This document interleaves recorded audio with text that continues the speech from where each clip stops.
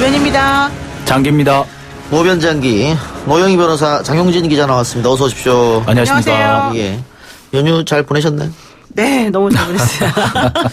뭐 하고 보내면 저렇게 크게 잘 보냈습니다. 나오죠? 일단 많이 쉬고, 예. 그 다음에 식구들하고 너무 재밌게 잘 놀고요. 쉬는 게 중요한 것 많이 같아요. 먹고. 예. 보통 여성분들이 푹 쉬었다 잘 지냈다고 말씀하실 때는 시댁을 안 간 경우죠. 고향을 안 간 경우. 집에 주로 방바닥과 친하게 지내신 경우에 주로 이제. 근데 그 음식도 많이 먹었다고 하는데 이 명절 지나면은 그 남성도 그렇고 여성들도 그렇고 다이어트에 신경 쓰는 분들은 좀 걱정될 것 같아요. 워낙 명절 때 많이 먹으니까. 네. 그렇죠. 사실. 글쎄 그 신경 쓸 일이 많으면은요 많이 먹어도 잘 안 쪄요. 장용진 기자 신경 쓸 일이 있나 봐요 요새? 많았죠. 알겠습니다. 그 반대도 있어요. 스트레스 때문에 더 살이 찌는 경우도 있죠. 있군요. 네. 그래요. 자, 연휴 기간 동안 또 안타까운 사건이 발생했는데 설 연휴에 근무하던 포스코 직원이 사망한 일이 발생했다고 해요. 어떻게 된 일입니까? 네. 지난 설 연휴 기간이죠. 2월 2일 토요일 오후 5시 40분쯤입니다. 경북 포항에 있는 포항제철 부두 하역기 근처에서 일하던 50대 직원이 숨진 채 발견이 됐는데요. 포스코는 이 발견 직후 병원으로 이송하던 도중에 숨졌다라고 밝혔습니다. 이 사람은 최초의 심장마비가 사인인 것으로 알려졌는데 부검 결과 장기 파열이 확인이 됐다고 하죠. 그러니까 사고사일 가능성이 매우 높아졌습니다. 장기 파열이라고 하면은 이거는 당연히 사고사가 아닌가, 그럼 재해가 아닌가 이런 생각도 드는데 그렇죠. 왜 처음에 심장마비라는 얘기가 나왔을까? 이 포스코는 사내 재해 속보를 통해서 산업재해 흔적이 없다라고 이렇게 주장을 했는데요. 그 이유는 그렇습니다. 외상이 아무것도 없다라는 것이 이유였습니다. 예. 하지만 검찰이 부검을 한 결과 이 다발성 장기 파열이 확인이 됐는데요. 이 검찰이 부검을 하게 된 계기는 유족들이 강력하게 부검을 요구했기 때문이라고 합니다. 그러니까 유족들은 처음부터 산재를 상당히 의심을 했다 그래요. 예. 이 사고 장소가 어디냐면은 이 부두 하역기 부분인데 여기가 35m, 지상에서 35m 높이였다는 거죠. 예. 여기서 심장마비가 발생을 했다 하더라도 분명히 외상이 있을 것인데 외상이 없다는 건 뭔가 좀 수상하다. 라고 해서 부검을 해봤고 그 결과 이렇게 장기 손상, 다발성 장기 손상이 발견됐다고 합니다. 그러면은 처음에 포스코 쪽에서는 산업재해 흔적이 없다라고 얘기를 했고, 그렇죠. 사망 원인도 심장마비라고 했는데 유족이 강력하게 원해서 부검을 해보니까는 심장마비가 아니고 장기 파열로 의한 가다출혈이다. 네. 그러면은 포스코가 산재를 은폐하려고 했었던 거 아니냐 이렇게 생각할 수도 있겠는데요. 그렇습니다. 심장마비가 아니라 이제 부두 하역기 그 롤러 부분에 몸이 끼어서 사망한 게 아니냐 이런 얘기 나오고요. 실제 장기 파열이 어디 있었냐면 췌장 쪽에 파열이 이제 있었다라는 얘기거든요. 그렇다라고 한다면은 일부러 포스코가 이거를 그 가능성 같은 거를 좀 은닉한 거 아니. 게다가 그 당시에 고용노동부에서 사람이 왔었을 때도 포스코 쪽의 주장을 그대로 인정하는 듯한 발언을 했었습니다. 그래서 이와 관련해서 포스코 측에서는 아직까지는 입장을 명확히 내고 있지는 않고요. 산재라고 한다면은 철저히 조사하겠다 이런 얘기를 하고 있고 부검 결과를 보겠다 이런 얘기합니다. 그리고 그 고용노동부 사람은 내가 사실 그 당시에 그 현장을 제대로 본 건 아니었다 이런 얘기를 지금 하고 있거든요. 그래서 어쩌면은 산재가 아니기를 바라는 마음에서 그런 게 아니었느냐 이제 이런 좀 가능성도 사실은 좀 생각해 볼 수 있는 거죠. 특히 피해자가 당시 인턴 교육 중이었다 그래요. 그렇기 때문에 경우에 따라서는 포스코가 법령 위반, 관계 법령 위반한 그런 것이 좀 우려가 되니까 그런 것이 의심스러우니까 일부러 좀 이거 숨기지 않았느냐라는 의심도 됩니다. 이게 원칙적으로 인턴 혼자서 일하면 안 되는 게 현행 법령이거든요. 지금 지난번에 지하철 사고도 그렇고요. 우리 또 이번에 김용균 씨도 그렇고. 원래 2인 1조가 기본인데 그걸 안 지켜서 문제가 됐었잖아요. 그렇습니다. 이번에도 아마 그럴 수도 가능성이 있다. 근데 아무리 그렇다고 해도 이 포스코는 대한민국에서 손꼽히는 대기업인데 이렇게 은폐부터 하려고 했다는 것은 상당히 문제가 있는 거 아니에요? 글쎄 모든 기업, 포스코뿐만 아니라 모든 기업에서는 일단 이렇게 무슨 산재가 생기면 숨기려고 하는 게 대체로 좀 일반적인 어떤 경향이 좀 그런 측면이 있기는 합니다. 하지만 이 포스코가 우리나라에서 굴지의 기업인데다 사실 국민의 세금으로 만들어졌던 거잖아요. 처음 시작이. 그렇게 본다면 이게 은폐될 일은 아니었다고 생각하는데 문제는 이 포스코에서 이런 산재 사고가 최근에 자주 일어나고 있다는 겁니다. 한 달 사이에 5건 정도가 발생이 됐는데요. 질소가스에 하청 노동자 4명이 숨지는 사건도 있었고요. 그 밖에 비정규직 노동자 5명이 산재로 사망하는 사건이 연이어 있었습니다. 지난해에는 양대 노총, 그러니까 민주노총과 한국노총이 동시에 이 최악의 살인기업, 즉 최악의 산재 기업으로 이 포스코를 선정하기도 했습니다. 그래요. 어쨌든 이번엔 부검이 끝났으니까 그 이후에 사후가 조치가 어떻게 되는지 한번 지켜보도록 하고요. 부검이 아직 끝난 건 아니고요. 부검을 의뢰한 거고 그래서 이제 2주 정도 걸린다고 합니다. 조금 더 그러면 네, 좀 봐야 될 것 같습니다. 될 것 같네요. 예. 손석희 JTBC 대표와 프리랜서 기자 사이의 다툼, 경찰이 본격적인 수사에 돌입했다고 하는데 그 폭행 논란이 불거졌던 주점 내부의 CCTV를 경찰이 확보했다고요? 네, 그렇습니다. 일단 경찰이 주점 내부 CCTV를 확보한 것은 사실인 것으로 보입니다. 하지만은 이 손석희 사장이 있었던 그 룸이라고 하죠. 이제 방 안에 CCTV는 아닌 것으로 이렇게 보입니다. 이 통상 어떤 술집이든 식당이든 룸 내부에 CCTV 설치한 사례는 잘 없거든요. 그렇죠, 없죠. 예. 그래서 아마 복도라든지 그 밖의 실내, 그러니까 많은 사람들이 오가는 이런 통로가 아니겠느냐라는 것이 이제 대부분의 어떤 전망인데요. 거기에 과연 어느 정도의 정황이 나와 있을 것인지는 지금으로서는 약간 좀 의아스럽습니다. 그 룸 내에서 폭행이 이루어진 거 아닙니까? 그렇죠. 지금 프랜스 기자의 주장은? 그렇습니다. 그러니까 그렇기 때문에 사실 이 CCTV에 특별한 내용이 담겼을 가능성은 좀 적어 보입니다. 다만 이제 폭행 전후의 사정을 알 수도 있을 것이다라는 전망은 있는데요. 이 식당 주인의 진술도 그렇습니다. CCTV가 따로 설치되어 있지도 않았고 특별한 소란도 없었다라고 하는 것으로 볼 때 아마 이제 식당 내부에 설치는 돼 있었다는 이 CCTV에서 특별한 증거가 나오기는 좀 어렵지 않을까. 조금 이런 판단입니다만 좀 어려워 보입니다. 지금 그 방이 2층 제일 안쪽에 있는 방이래요. 제일 끝 방. 예. 그래서 아예 사실 주인 입장에서 볼 수가 없다는 거예요. 그 안에 앞에서 이렇게 서성거리면서 보거나 듣지 않으면 아마 확인이 안 되는 그런 방인 것 같고. 제가 우연하게 어제 거기를 갔다 왔거든요. 어때요? 저는 2층 제일 첫 번째 방을 갔다 왔는데 첫 번째 방이든 끝에 방이든 전혀 확인할 수가 확인이 없어요. 불가능한 네, 그래서 그런 곳이에요. 지금 이 주점 그 사장님 얘기도 손석희 대표이사가 워낙 거길 자주 오는 곳이고 그런데 항상 조용하게 드시다 가시기 때문에 자기는 전혀 그런 것에 대해서는 인식을 하지 못했다 이런 취지로 얘기를 하고 있습니다. 예. 자, 수사가 본격적으로 시작되면서 손 대표가 변호사를 선임했는데 10명을 선임했다. 근데 10명 선임은 이제 그 명단에 들어가는 사람의 이름이 10명인 것이고요. 이제 로펌을 2곳이나 선임했다가 사실 더 중요합니다. 로펌 한 곳에 보통 변호사들이 여러 명 있기 때문에 그 로펌에 소속되는 변호사 이름을 다 적는 경우가 많거든요. 근데 대부분의 경우에는 로펌을 한 군데를 선임을 하게 되는데 손 대표가 이번에 2곳이나 선임했다라고 하는 것은 이제 다각도로 왜냐하면 각 로펌별로 조금 그 특화돼서 더 잘할 수 있는 분야가 있거든요. 그러니까 그런 것들을 계산해서 장기전을 준비하고 좀 철저하게 이 의혹을 이번에 정면 승부로 우리 YTN 라디오 정면 승부처럼 뚫고 나가겠다라고 하는 것을 보여주는 거 아니냐 이런 식의 해석이 좀 될 것 같습니다. 예.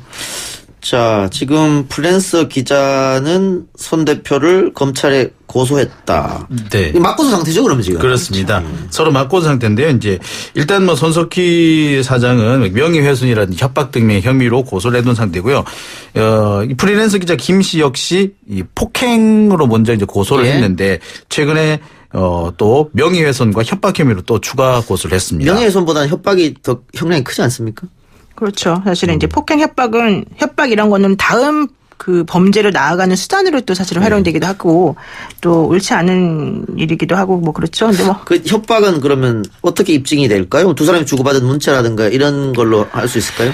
그렇죠. 그런데 이제 사실 협박이 있었냐 없었냐를 가르는 가장 중요한 거는 외포심이 생겼냐 안 생겼냐는 건데요. 외포심이라고 하는 것은 기본적으로는 그 사람에게 공포감을 발생시키느냐 아니냐 이거거든요. 근데 그러한 식의 협박이 존재한다라고 하는 경우에 아마 제가 보기엔 그렇게까지는 안 될 가능성이 조금 있어요. 그렇지만 그 각자가 처한 입장에 따라서 많이 다르기 때문에 또 그것을 무조건적으로 객관적으로만 판단할 수도 없는 부분이어서 조금 애매한 부분이 있는 거죠. 예. 자, 손석희 사장은 그 김 기자에게 폭행을 하지 않고 그냥 툭 쳤을 뿐이다. 정신 차리라고. 그렇죠. 예. 그런데 지금 김 기자가 제출한 진단서는 전치 3주가 나왔단 말이죠. 그렇죠. 이게 약간 이게 좀 격당한 이상하죠. 예. 문제야. 이건 어떻게 풀어야 할까요? 그래서 전치 3주는 분명히 명백한 상처가 보이는 경우, 예. 그것도 좀 상처 좀 심한 경우가 돼야지 3주가 정도가 나오는데요.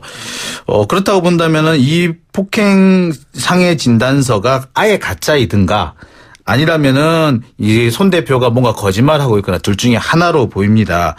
그런데 당시 사건 직후에 촬영된 이 휴대전화 영상을 보면은 그렇게 심한 폭행이 있었던 걸로 보이지는 않거든요. 예. 그렇기 때문에 이 부분에 대해서도 좀 더 조사가 필요하지 않을까라는 생각입니다. 그러면 조사가 필요하다면 뭐 상해 진단서를 떼준 의사를 부른다든가 참고인으로 그럴 가능성도 있습니까? 그러니까 원래 이제 전치 2주 정도 나오는 거는 그냥 일반적으로 제가 이렇게 우리 딱 그 장 기자님을 이렇게 건드려가지고 예를 들면 좀 물리적인 행사가 가능했던 것처럼 보일 경우에 전치 2주. 근데 외상은 전혀 없는 경우에 보통 이제 2주를 하고요. 3주 정도 되면 그때부터는 폭행이 아니라 상해로 들어가서요. 제가 봤을 때 이분이 2주가 아닌 3주를 끊었다는 것은 사실 이제 심각한 폭행이 있었다는 걸 주장하기 위한 것으로 보입니다. 예. 그래서 그 진단서를 발급해준 의사가 거짓말을 해서 과장된 방식으로 진단서를 끊어줬다 그러면 허위 진단서 작성죄가 또 들어갈 수밖에 아하. 없어요. 그래서 그런 위험을 무릅쓰고 과연 의사가 그런 식으로 허위 진단서를 작성했을 것인가가 이제 가장 관건이 될 것 같아요. 결국 이 사건도 재판까지 가야 그러겠죠. 진실이 밝혀지겠네요. 그렇겠죠. 재판을 하더라도 계속 진실 공방이 이어지면서 과연 어느 쪽 말이 진실이냐 놓고 상당한 또 논란이 있어 보입니다. 예, 하나만 더 하죠. 유성 간첩 조작 사건 당시 증거와 진술을 은폐하려는 국정원의 시도에 대해 당시 담당 검사가 미진한 수사로 방관했다라는 검찰 과거사위원회의 조사 결과가 나왔습니다. 자, 일단 검찰 과거사위원회 조사 결과 짧게 짚어주세요. 네.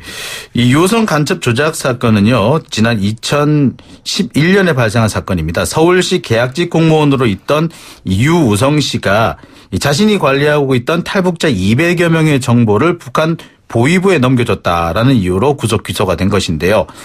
당시 가장 핵심적인 증거는 유 씨의 동생이었던 유가려 씨의 자백이었습니다. 그런데 이 유가려 씨가 자백을 할 당시에 가혹행위가 있었고 이 가혹행위가 존재한다는 것 그리고 이 변호인을 접견할 수 없었다라는 것을 검사가 알고 있으면서도 이 자백을 신빙성 있는 증거로 받아들였다는 것이 일단 문제가 되고 있습니다.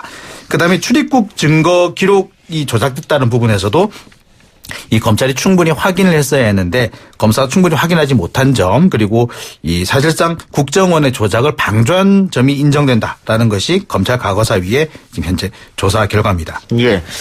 그러니까 유성 씨의 여동생 진술은 감금, 회유, 협박에 의해 가지고 불법적으로 얻어낸 것이고 또 국정원이 출입국 신고서를 조작해서 제출했는데 검찰에서 그걸 확인하지도 않고 증거로 받아들였고 네. 또 사진도 조작됐거든요. 그 그렇죠. 중국에서 찍은 걸 북한에서 찍었다고 이렇게 그렇죠. 예. 다 국정원에서 조작한 것을 대한민국 검찰이 그대로 받아들인 건데 과연 이게 방관이었냐 아니면은 적극적으로 알고 있으면서도 그냥 같이 동참한 거냐 이 문제도 또 따져봐야 될 것 같습니다. 사실 그게 가장 문제가 되는데요. 제가 그때 당시에 이제 대한변협 그 수석 대변인 하면서 저희가 이 유우성 씨 측에서 도움을 요청했기 때문에 아하. 이제 이 사건을 들여다보기 시작을 했었었고요.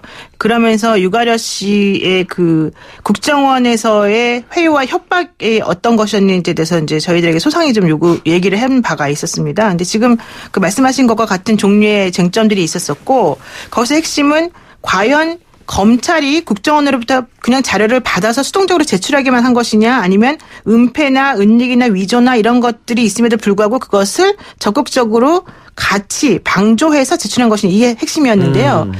저희가 이제 파악한 바로는 검찰이 사실은 그때 알고 있었을 것이다라는 게 저희들의 이제 입장이었었는데 그와 관련해서 조사를 그래서 수사 검사나 이 관련된 당시 국정원 직원들에 대해서 사실 조사를 했었습니다. 그런데 그들이 사실 제대로 조사도 이루어지지 않았고 처벌도 받지 않았었고 중지가 됐어요. 기소 중지가. 그러다가 이제 문재인 정부 들어와서 그 검찰에 있는 그 국장하고 뭐 부국장이 이제 형사처벌을 받게 되는 예였는데요. 이 부분에 대해서 오늘 이제 그 과거사위 위에서 조사를 하면서 당시에 검찰이 몰랐을 수가 없다. 이제 이런 식으로 결론을 내린 거죠. 그러니까 국정원과 검찰, 대한민국 최고의 공권력 집단인데. 그렇죠. 이 최고의 공권력 집단이 대한민국 국민에게 증거를 조작해가지고 없는 그렇죠. 죄를 그렇죠. 집어씌웠다는 거잖아요. 정말 뭐 6, 70년대나 있을 법한 일이 이제 21세기에 버젓이 벌어진 건데 당시에 그런데 국정원장만 짧게 이 사건에 대해서 사과하고 그렇죠. 검찰이라든가 또 처벌받은 사람도 아무도 없고 검찰도 사과하지 않았단 말이죠. 당시가 또 황교안 법무장관 시절이었어요. 예. 2014년부터 2015년까지 황교안 전 총리가 사실은 이제 당시에 그거였고 그 이후에 그때 당시 사실 사과를 하긴 했어요. 그 여동생이 이제 유가려 씨가 본인에 대한 협박이 있었다라고 이제 진술을 이렇게 언론을 통해서 하고 나니까 남재준 국정원장이었잖아요. 그러니까 남국장원장과 그다음에 황교안 법무장관이 당시에 사과의 뜻을 표하긴 했는데 그것은 이제 진실성이 없었다라고 사람들이 이제 보는 것이고 오히려 그때 당시에 이제 그 당시 관여했던 그 위증이나 거짓 진술했던 사람들에 대해서 돈을 지급했다는 문제가 불거졌었는데 법무부에서 돈을 줬다. 예, 예. 네. 그 왜냐하면 진술을 신고를 한 거니까요. 일종의 간첩을 신고한 거니까. 진술을 이제 꺼리는 것에 대해서 800만 원을 입금해 주니까 그 다음에 가서 진술했다는 얘기였거든요. 그래서 그런 것들이 좀 문제가 된다라고 생각했었었는데 이상하게도 황교안 법무장관이 그 이후에 사실은 2016년 12월에 그런 식으로 증거나 제보를 하는 사람들에 대해서 주는 포상금이 있는데 포상금의 한도를 5억에서 20억으로 올렸다는 거죠. 그래서 과연 이게 그 당시에 잘못했다고 말했던 사람이 할 수 있는 것이냐에 대해서 또 의견이 좀 분분한 적이 있었습니다. 자, 그럼 왜 국정원은 이렇게 증거를 조작해서 간첩을 만들려고 했을까? 일단은 국정원 조직부가 있을 거예요. 그렇죠. 간첩을 자꾸 많이 잡아야 국정원이 그렇죠. 존재 가치가 있는데 그 북한도 그렇고 우리도 그렇고 요즘은 그냥 구글 인터넷 치면 다 나오거든요. 그러다 보니까 간첩을 안 내려다 보내고. 그런데 그렇게 되면은 뭐 국정원 조직이 좀 문제가 생길 수 있겠고. 그래서 조작하는 이유가 하나 있을 테고 또 하나는 당시 정부가 공안머리의 필요성이 그렇죠. 있을 수도 있겠다. 이렇게 크게 두 가지로 보면 되겠죠. 또 한 가지가 더 있죠. 당시 이제 유성 씨가 이제 그 서울시 공무원이었거든요. 그러니까 이제 박원순 시장에 대한 어떤 정치적 공격의 필요성도 있었지 않았겠느냐 이런 추정도 나오고 있습니다. 예. 자, 당시 그 사건을 수사했던 담당 검사들 우리는 국정원에 속았다. 우리도 몰랐다라고 했는데 그러면서 무혐의 처분을 받았죠. 기소 중지를 네. 했습니까? 아까? 네, 그렇습니다. 이제 그러니까 여러 명이 다 그 조사를 받았었는데 무혐의 결정이 그러니까 검사들은 무혐의가 났었었고 당시 국정원 관계자들이 또 기소 중지가 된 적이 있었었고 그러다가 나중에 와서야 이제 제대로 된 처벌이 이루어진 게 2명에 대한 거였던 거죠. 그러면은 재수사할 수 있어요? 다시? 글쎄 이 부분이 좀 애매한 부분이 있습니다. 왜냐하면은 그 제가 만나본 공안 검사들이 뭐 대부분은 아닙니다만 상당수는 이 국정원이 어느 정도의 불법 행위를 하고 있다라는 것을 알고 있어요. 그런데 그럴 필요성이 있지 않느냐라고 얘기를 합니다. 그렇기 때문에 그런 약간의 방조하는 그런 분위기가 있기 때문에 굳이 우리가 확인할 필요가 없지 않았겠느냐. 그리고 실제로 우리가 검사가 어떻게 그런 증거를 조작을 해서 가져온다면 우리가 어떻게 알 수 있느냐라고 변명을 합니다. 그런데 이런 변명을 사실 뒤집기가 그렇게 쉬워 보이진 않아요. 그러니까 분명히 좀 의심스럽지만 뒤집기가 쉽지 않다는 것 때문에 재조사를 한다 하더라도 어느 정도 성과가 있을지는 사실 좀 지켜봐야 될 것 같습니다. 6432번님. 그래서 지금 검찰총장이나 대법원장을 국민이 직접 뽑아야 될 것 같습니다. 이렇게 했는데 미국 같은 경우에 검찰총장을 투표로 뽑죠. 그렇죠. 투표를 뽑는데 이제 그렇게 되면 너무 사회적 비용이 많이 들어가니까 어렵다는 얘기고요. 지금 재수사 관련해서는 당시에 허위 진술을 한 탈북자들에 대해서는 기소 중지가 되었던 것이라서 이 사람들에 대해서는 지금 수사를 진행하게 되면 오히려 가능성이 좀 높습니다. 그렇지만 그때 수사를 방관했던 검사들이 이미 징계가 끝났어요. 경징계로. 그리고 또 하나는 그 대공수사국장, 이차장 국정원장 등 윗선들 조사가 있었었는데 그중에서 지금 조사받고 처벌받은 사람이 대공수사국장하고 부국장밖에 없거든요. 나머지는 이미 또 조사해서 끝났다라고 아마 나올 거기 때문에 현실적으로 한번 이제 끝난 것들에 대해서는 재수하기 조금 어려운 부분이 있는 거죠. 그 담당 검사들 아직 검찰에 있는 거고요. 네, 그렇습니다. 알겠습니다. 예, 노변 장기 오늘은 여기까지만 하죠. 두 분 수고하셨습니다. 네, 고맙습니다. 고맙습니다.